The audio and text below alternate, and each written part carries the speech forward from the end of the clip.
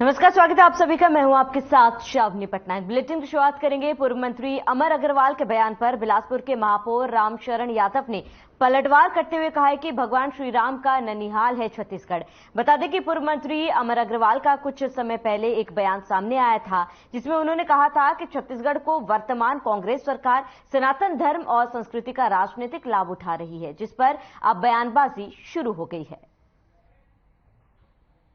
छत्तीसगढ़ मुख्यमंत्री आदरणीय भूपेश बघेल जी के ऊपर जो आरोप लगा रहे हैं वो पूर्णतः ईर्ष्या से प्रेरित है, क्योंकि छत्तीसगढ़ में भगवान रामचंद्र जी का ननिहाल है और जो लोग भगवान के नाम के कई वर्षों से रोजी रोटी खा रहे हैं, उनके नाम का राजनीतिक लाभ जिन लोग ले रहे हैं, उनको बोलने के इनमें साहस नहीं है। लेकिन जिन्होंने चंदखुरी को आज भगवान रामचंद्र जी का 52 फुट का प्रतिमा बना करके संवारने का काम किया है, पूजा अर्चना का काम किया है, वहां पर का भव्य मंदिर बनवाया है, तो क्या भगवान का पूजा करना, अर्चना करना राजनीतिक लाभ है? अगर ये राजनीतिक लाभ है तो हम सब लोग सनातनी हैं और हम भगवान की पूजा अर्चना करते थे, करते हैं और करते रहेंगे। और इस तरह का आरोप लगाना मिथ्या है, क्योंकि अगर इसको आगे मैं बोलूंगा तो लोगों को खराब लग जाएगा। कल ही संसद में पूरे बाबा जी लोग अंदर में गए थे, तो इसको हम लोग क्या समझें? अगर यहाँ पर हम लोग भगवान के मंदिर को, उनके ननिहाल को संवारने का काम कर रहे हैं, ये राजनीतिक लाभ है, तो संसद में सैकड़ों हमारे जो सनातनी धर्माचार हैं उनको ले जाना, ये क्या है? इसलिए ये आरोप उचित नहीं है, क्योंकि हम सब लोग हिंदुस्तान के हैं, हिंदुस्तानी हैं और सनातन धर्म को मानने वाले हैं, इसलिए सबको मानना चाहिए और इसमें किसी प्रकार की राजनीतिक बात नहीं होनी चाहिए। वहीं छत्तीसगढ़ के रायगढ़ जिले में 1 जून को राष्ट्रीय रामायण महोत्सव का आयोजन किया जाएगा, जिसको लेकर वरिष्ठ पत्रकार और साहित्यकार, कवि, लेखक, विश्लेषक डॉक्टर सतीश जायसवाल ने कहा है कि छत्तीसगढ़ के रायगढ़ में आयोजित श्री रामचरितमानस उत्सव के आरण्यकांड पर प्रस्तुतिकरण निसंदेह एक उत्कृष्ट प्रयास है। इस सवाल का जवाब पाने के पहले हमको छत्तीसगढ़ की भौगोलिक और सांस्कृतिक संरचना को समझ लेना चाहिए। अगर हम कोसल और दक्षिण कोसल के 2 हिस्सों में बांटें तो हम दक्षिण कोसल में, और इस दक्षिण कोसल की भौगोलिक संरचना समझें। 2 बड़े, काफी बड़े जंगल दाएं और बाएं, अरण्य, 2 अरण्य, एक दंडकारण्य जो नीचे गिरता है और एक डांडोर या धार, और इनके बीच से महानदी निकलती है। ये हुई छत्तीसगढ़ की भौगोलिक साथ में सांस्कृतिक संरचना। दंडकारण्य को राम का दक्षिणा पथ भी कहा गया, और इसलिए राम वन पथ गमन का सारा जोर और केंद्र दक्षिण का यही हिस्सा, जिसको कि राम का दक्षिणा पथ कहा गया, वो सारा का सारा उस दंडकारण्य के अंतर्गत आता है, जिसकी बात अभी मैंने सांस्कृतिक संरचना के संदर्भ में की। इसलिए अरण्य कांड का महत्व अपने आप समझ में आ जाना चाहिए, और कम से कम मैं तो उसको इसी संदर्भ में देखता भी हूँ और समझता हूँ। रायगढ़ का क्या प्रतीकात्मक अर्थ हो सकता है? छत्तीसगढ़ के रायगढ़ जिले में इसको आयोजित करने का कोई प्रतीकात्मक अर्थ भी होगा? अब इसको सीमित अर्थों में फिर नहीं देखना चाहिए कि हमने राम की धारणा को तो पकड़ लिया, अब अब उसको हम पूरे छत्तीसगढ़ में प्रचारित और प्रसारित करना चाह रहे हैं कि राम और राम का पथगमन हमारे लिए क्यों महत्वपूर्ण है, तो जगह जगह किया जाएगा। रायगढ़ मेरी समझ, मुझे तो जानकारी है नहीं, न दी गई है और शायद छत्तीसगढ़ सरकार समझती भी नहीं है कि किनको जब जानकारी दी जाए या ना दी जाए, लेकिन जो मैं अपनी समझ से देख पा रहा हूँ। वहीं PASO संस्थापक अध्यक्ष अजय सिंह ने रामायण महोत्सव पर कहा है कि सांस्कृतिक आयोजन से आने वाली पीढ़ी परिचित होती है। रायगढ़ में 3 दिवसीय रामायण प्रदर्शन और प्रतियोगिता है, इससे आने वाली पीढ़ी को क्या फायदा होगा? बहुत ही अच्छा एक प्रचार का माध्यम है और दूसरी बात आने वाली पीढ़ी को आगे बढ़ने का, सीखने का कुछ मौका मिलेगा। वहीं बिलासपुर के वरिष्ठ कांग्रेसी नेता दीपक साहू ने राष्ट्रीय रामायण महोत्सव पर कहा है कि सनातन धर्म और संस्कृति का राजनीतिक लाभ उठाया जा रहा है। राम हमारी आस्था में छत्तीसगढ़ का भाषा राम का आता है, माननीय मुख्यमंत्री भूपेश बघेल जी लगातार इस क्षेत्र की संस्कृति का भी प्रचार कर, अगर विकास कार्य कर रहे हैं तो छत्तीसगढ़ की जो पुरातन संस्कृति को भी धरोहर के लिए सहज कर रहे हैं। और रामायण का आयोजन जो छत्तीसगढ़ के गांव-गांव में पहले से हो रहा है और हर जगह होता है, इसको एक व्यापक रूप में राष्ट्रीय अंतर्राष्ट्रीय स्तर पर पहुंचाने का काम हमारे माननीय मुख्यमंत्री भूपेश बघेल जी कर रहे हैं। ये विपक्ष अगर कहना अन्य पार्टियों का कि राजनीतिक से भी थे बहुत ही गलत है, क्योंकि राम हमारे आस्था का प्रतीक है, पहले से ही चल रहा है, अचानक नहीं है कि आज सरकार बन गई तो आयोजन किया जा रहा है। ये आयोजन हमेशा होते रहे, हम सब कांग्रेस के लोग पहले से भी उन आयोजन में भागीदारी निभाते हैं। हमारे जितने भी विधायक मंत्री हैं सरकार में वो अपने अपने क्षेत्रों में सक्रिय हैं। अंतर्राष्ट्रीय स्तर पर होता है, कभी न कभी तो शुरुआत होती है ना, तो आयोजन का जिम्मेदारी हमारे माननीय मुखिया भूपेश बघेल जी के नेतृत्व में होने जा रहा है। निश्चित ही हमारे प्रदेश का विकास अगर है तो वहाँ राम का आशीर्वाद है, उसमें उनका जो वनवास का जो है लगभग 12 साल अधिकांश समय छत्तीसगढ़ में गुजरा है, तो छत्तीसगढ़ वासी उनको स्मरण कर रहे हैं अपने आदर्श को। तो इसके लिए राजनीतिक रहना मैं समझता हूँ गलत है, हमारी संस्कृति का ही हिस्सा है। 14 साल का वनवास था राम को और 14 साल का राजनिवास था भारतीय जनता पार्टी को। देखिए, इनका राजनिवास 15 साल इनको मिला था, यहाँ पर 15 साल छत्तीसगढ़ में इनको मिला, रमन सिंह के नेतृत्व में सरकार रही, पर इन्होंने सिर्फ राम का राजनीतिकरण किया, चाहे राम मंदिर के नाम पर हो, चाहे राम के किसी भी मामले में सिर्फ जय श्री राम का नारा लगाने से नहीं होता, उन आदर्शों पर चलना होगा। राम सादगी के प्रतीक है, राम प्रेम और स्नेह और सद्भावना के प्रतीक है। उस राम के आदर्श पर चलते थे स्थिति उनकी नहीं होती। उन्होंने सिर्फ राजनीतिक मुद्दा बनाकर लोगों को से वोट लिया और छत्तीसगढ़ को छला है, आज देश को छल रहे हैं भारतीय जनता पार्टी वाले। वास्तव में हम सब राम के सिद्धांत पर चलने वाली यदि पार्टी है तो कांग्रेस पार्टी है, जो गांधी के आदर्शों पर चलती है, और गांधी जो है सबसे बड़े राम के भक्त रहे हैं। तो मैं समझता हूँ कि भारतीय जनता पार्टी ने जो गलत काम किया था उसका परिणाम उनको छत्तीसगढ़ वासियों।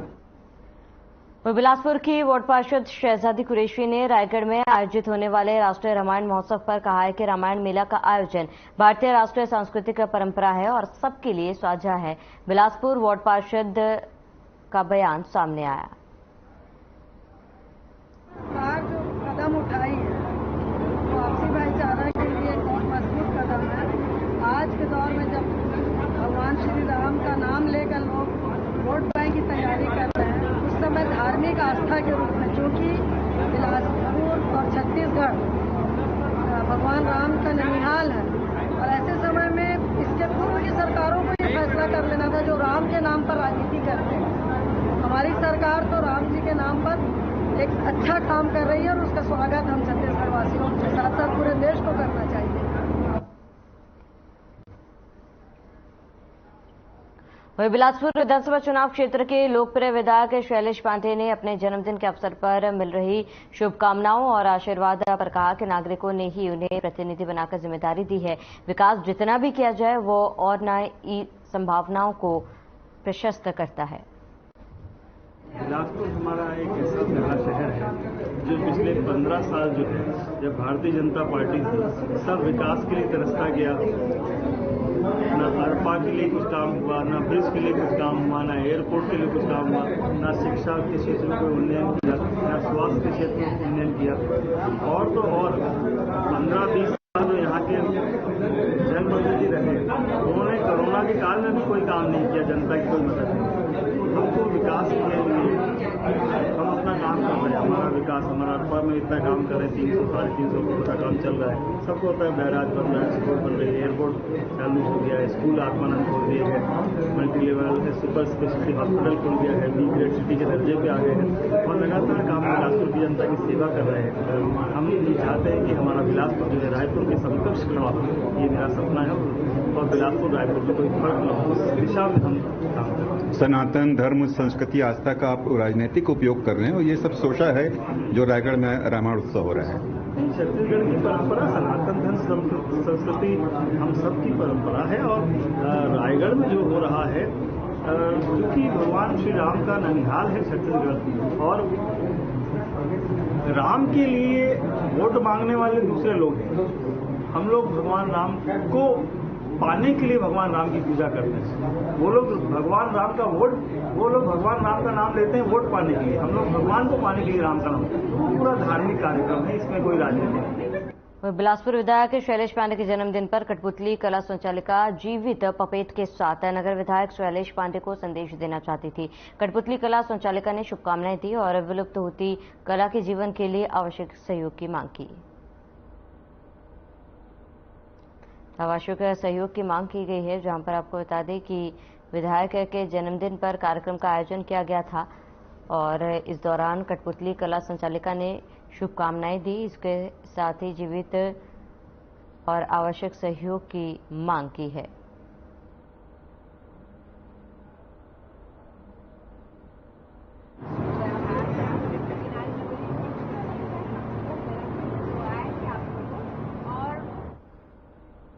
वहीं बिल्हा विधानसभा चुनाव क्षेत्र के सिरगिट्टी मोहल्ले के नागरिकों को पीने योग्य शुद्ध पानी महीनों से नहीं मिल रहा है। यही हाल लाइट का भी है। वाई की महिला और पुरुष दोनों के आप पार्टी के पूर्व प्रत्याशी जसबीर सिंह के नेतृत्व में नगर निगम बिलासपुर के कमिश्नर कार्यालय को घेराव किया और वहां पर धरना प्रदर्शन किया है। वहीं आम आदमी पार्टी के पदाधिकारियों और कार्यकर्ताओं ने निगम कमिश्नर को प्रत्यक्ष चर्चा करने और समस्या को हल करने के अल्टीमेटम दिए। आप पार्टी के पदाधिकारियों और कार्यकर्ताओं ने कहा है कि शर्म और दुख की बात है कि करोड़ों रुपए खर्च किए जा रहे और बुनियादी सुविधाएं हासिल करने सड़कों पर उतरना पड़ रहा है।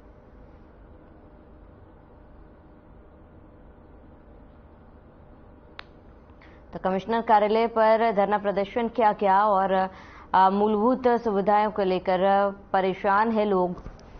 ऐसे में आपको बता दें कि बिजली और पानी नहीं मिलने से लोग परेशान हैं, जिसको लेकर धरना प्रदर्शन किया जा रहा है।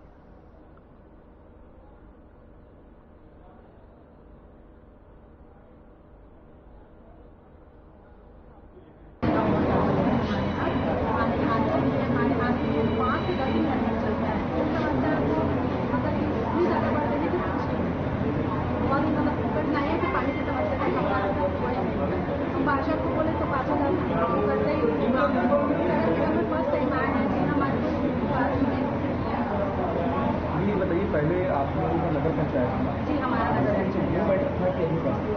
सर नगर पंचायत ही अच्छा था। नगर निगम नगर पंचायत ही था, कम से कम मिलजुल के पानी तो भर रहे। नगर निगम होने के बाद तो पानी की जरूरत और बढ़। आपका एक बार नाम क्या? मेरा नाम कविता यादव है, वार्ड नंबर 12 से हूँ, ध्यान चौक। वहीं केंद्रीय मंत्री अर्जुन मुंडा मोदी सरकार के 9 साल पूरे होने पर प्रेस कॉन्फ्रेंस करने आए थे, लेकिन उनके पास भी मोदी की वायदा खिलाफी का कोई जवाब नहीं था। प्रदेश कांग्रेस अध्यक्ष मोहन मरकाम ने कहा है कि मुंडा वह नहीं बात बता पाए जो जनता जानना चाहती है। जब भी मोदी के द्वारा जनता से 2014 से किए गए वायदे की बात कही गई, बीजेपी नेता जुमलेबाजी करने लगते हैं। वाजपेयी ऐसा भाषण देते हैं जैसे 2014 के पहले भारत था ही नहीं। देश की सारी प्रगति मोदी के 9 साल में हुई, जबकि हकीकत है मोदी सरकार के 9 साल में देश में एक भी सार्वजनिक उपक्रम नहीं हुए। 22 सार्वजनिक क्षेत्र की बड़ी कंपनियों मोदी सरकार ने बेच डाला। मोदी के शासनकाल में देश की सिंचाई सुविधा बढ़ाने के लिए एक भी सिंचाई का बड़ा बांध नहीं है। 400 से अधिक ट्रेनें बंद कर दी गई है। यात्री सेवा के नाम पर महंगी वंदे भारत चलाया, वह भी दम तोड़ रही है।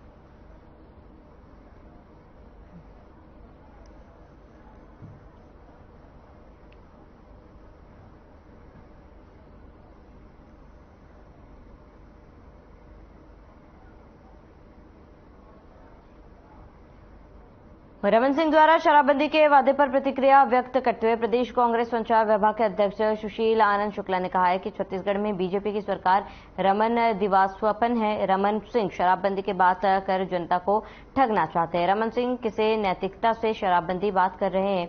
छत्तीसगढ़ में शराबबंदी का सरकारीकरण रमन सिंह ने किया था। रमन राज में छत्तीसगढ़ प्रति व्यक्ति शराब की खपत में गोवा के बाद पहले नंबर पर था। रमन सिंह शराबबंदी की बात कर जनता में भ्रम फैलाना चाहते हैं। छत्तीसगढ़ में शराब बिक्री का सरकारीकरण करके गांव-गांव गली-गली में शराब की नदी बहा देने वाले रमन सिंह आखिरकार किस मुंह से शराबबंदी की वकालत करते हैं। तो शराबबंदी को लेकर आपको बता दें कि रमन सिंह को घेरा गया। शराबबंदी को लेकर रमन सिंह पर वार किया गया और कहा गया कि उनके सरकार के दौरान दारू शराब की बिक्री काफी ज्यादा बढ़ गई थी और दूसरे नंबर पर थी, और किस हक से रमन सिंह शराबबंदी की बात कह रहे हैं, ये सवाल कांग्रेस नेता ने किए हैं।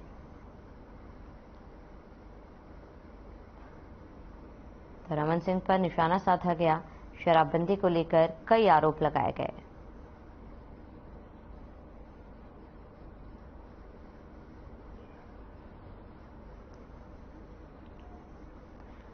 पूर्व गृह मंत्री एवं बीजेपी विधायक ननकीराम कन्वर के बयान पर प्रतिक्रिया व्यक्त करते हुए प्रदेश कांग्रेस प्रवक्ता धनंजय सिंह ठाकुर ने कहा, कांग्रेस 75 से अधिक सीटों पर चुनाव जीतकर पुनः सरकार बनाएगी और ननकीराम कन्वर का राजनीति से संन्यास लेने का दावा पूरा हुआ। वैसे भी भाजपा के भीतर ननकीराम की कोई पूछ परख नहीं है। कई बार वो खुद सार्वजनिक तौर पर बीजेपी में हो रही अपनी अपेक्षा अपमान का जिक्र कर रहे हैं। आने वाले विधानसभा चुनाव में बीजेपी उन्हें टिकट देगी भी या नहीं, इसमें संशय है।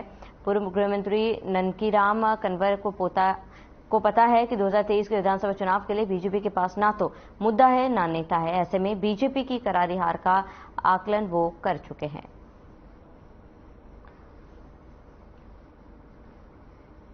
तो ननकीराम कन्वर का दावा पूरा होगा और ननकीराम कन्वर ने दावा किया है कि आने वाले समय में कांग्रेस को ही जीत मिलेगी, क्योंकि जिस तरीके से बीजेपी काम कर रही है, और ऐसे में संन्यास लेने का दावा भी इनका पूरा होगा। बीजेपी की देश में उल्टी गिनती शुरू हो चुकी है, बयान सामने आया जहां पर उन्होंने साफ तौर पर कहा है कि बीजेपी जिस तरीके से काम कर रही है, ऐसे में जनता का समर्थन इन्हें बिल्कुल भी मिलता नहीं दिख रहा। तो बीजेपी कि देश में उल्टी गिनती शुरू हो चुकी है। ननकीराम कन्वर ने दावा किया है और कहा है कि उनका ये दावा पूरा होगा और संन्यास लेने का भी दावा पूरा होगा, जहां पर उन्होंने कहा है कि देश में बीजेपी की उल्टी गिनती शुरू हो चुकी है और जनता इस बार अपना समर्थन बीजेपी को किसी भी हाल में नहीं देगी और कहीं ना कहीं जनता इस बार बीजेपी को आईना दिखाएगी। तो ननकीराम का दावा पूरा होगा। बीजेपी के देश में उल्टी गिनती शुरू हो चुकी है, दावा ननकीराम का है। उन्होंने कहा है कि संन्यास लेने की बात भी उनकी पूरी होगी।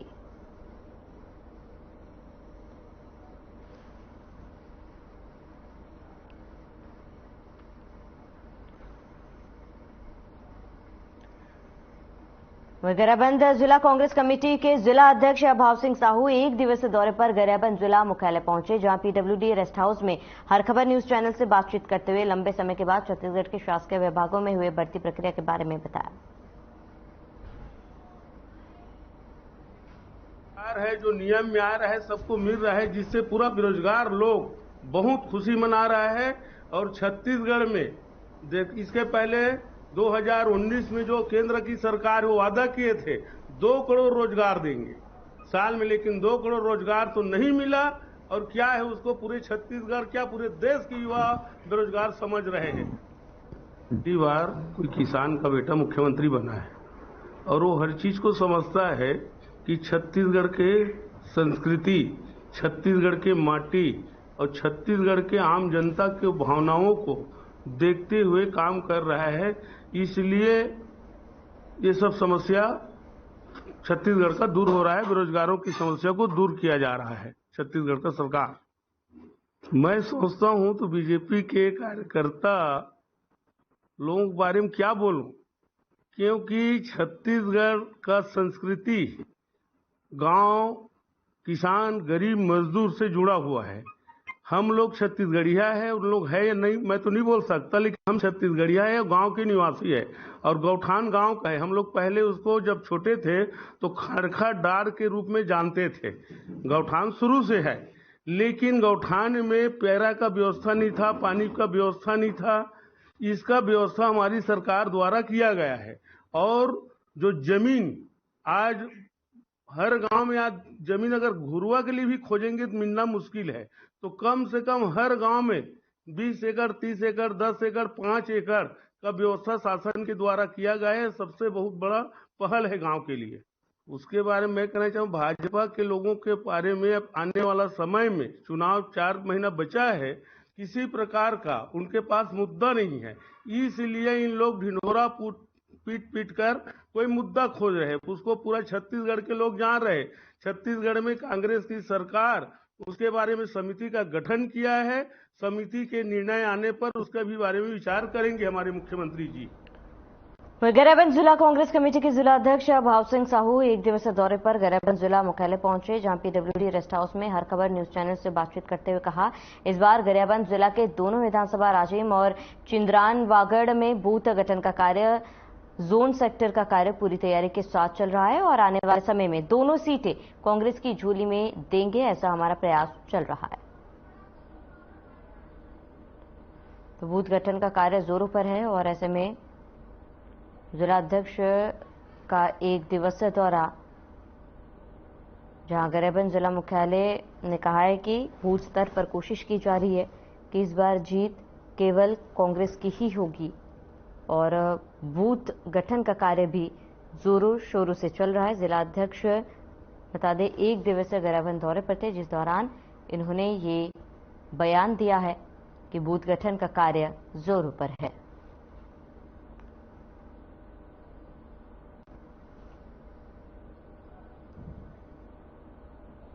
कांग्रेस कमेटी के निर्देश में और हमारे माननीय मुख्यमंत्री के निर्देश में हम लोग बूथ कमेटी का गठन प्राय हो गया है, बूथ जोन सेक्टर सभी का, और हम लोग पूरा तैयारी में हैं और आने वाला समय में हम दोनों सीट कांग्रेस के झोली में देंगे, ऐसा हम लोगों का प्रयास चल रहा है पूरे कार्यकर्ता भाइयों के साथ, और तालमेल के साथ चुनाव लड़ेंगे। और लोकसभा भी इस समय राहुल जी के हाथ को मजबूत करेगा हमारा महासमुंद लोकसभा। हमारी प्रदेश कांग्रेस कमेटी